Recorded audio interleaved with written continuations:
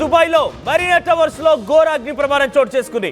67 అడుగుల 67 అంతస్తుల ఒక భారీ టవర్స్ లో ఈ అగ్ని ప్రమాదం చోటు చేసుకుని చూడండి. ఆ టీవీ స్క్రీన్ పైన ఆ దృశ్యాలను మీరు గమనిస్తున్నారు. దుబాయ్లోనే అతి పెద్ద అగ్ని ప్రమాదంగా ఈ యొక్క అగ్ని ప్రమాదాన్ని చూస్తున్నారు. దుబాయ్ దేశంలో ఇటువంటి అగ్ని ప్రమాదం ఎప్పుడు కూడా జరగలేదు.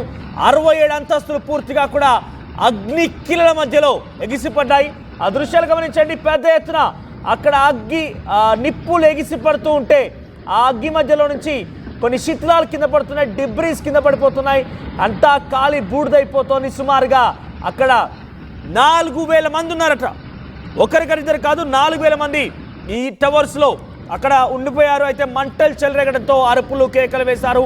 అంతా ఒక్కసారిగా భయభ్రాంతం గురయ్యారు. అక్కడ దట్టమైన పొగలు వ్యాపించాయి. కనీసం శ్వాస తీసుకోలేని పరిస్థితి. అంతా ఒక్కసారిగా భయభ్రాంతం గురయ్యారు. అలారం అన్నీ కూడా ఒక్కసారిగా ఫైర్ అలారమ్స్ మొత్తం కూడా ఆగిపోయాయి, పని చేయకుండా నిలిచిపోయాయి.